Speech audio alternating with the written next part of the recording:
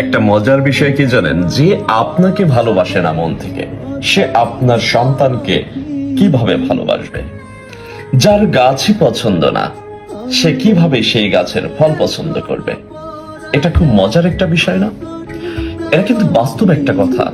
যে গাছ আমার পছন্দ না, সেই গাছের ফল কি আমার পছন্দ হবে? কখনোই হবে না।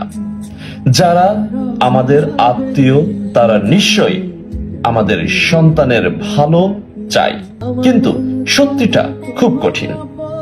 যে মানুষ আপনাকে দেখতে পারে না, আপনার হাসি সহ্য করতে পারে না, সে কখনোই আপনার সন্তানের জন্য ভালো কিছু চাইবে না। এটাই স্বাভাবিক। সন্তান তো আপনারই রক্ত মাংস, সন্তান তো আপনারই রক্ত মাংস। আপনার চোখ, আপনার স্বভাব, আপনার অস্তিত্ব গাথা তার মধ্যে। আপনার প্রতি ঘৃণা যার মনে, সে সন্তানের ভালোই চাইবে কেন?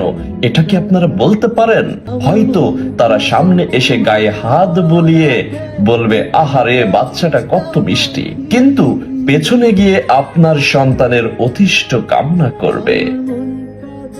এইসব মুখোশধারী মানুষদের থেকে সাবধান হন, কারণ এই ভুয়া ভালোবাসা আসলে বিষের মতো। ধীরে ধীরে আপনার সন্তানকে ভুল বার্তা দেয়, ছোট করে, ভেতর থেকে ভেঙে ফেলে।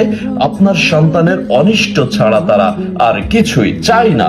এটাই মাথায় রাখবেন সব সময়ের জন্য। সন্তানকে যদি সত্যিকারের নিরাপদ রাখতে চান, তাহলে তাকে এমন মানুষদের ছায়া থেকে দূরে রাখবেন সব সময়, যারা আপনাকে ভালো চোখে দেখে না। কারণ যে গাছকে ঘৃণা করে, সে কখনোই চায় না গাছটা ফল দিক। আমরা সবসময়ের জন্য ভুল ধারণা, মানুষ কাছে এসে যদি মাথায় হাত বুলিয়ে দুইটা মিষ্টি কথা বলে, আমরা কিন্তু ভুলে যাই।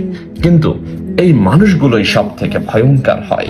এবং আপনাকে যারা অপছন্দ করে, আপনার বাচ্চাকে তারা পছন্দ করবে না, এটাই তো স্বাভাবিক।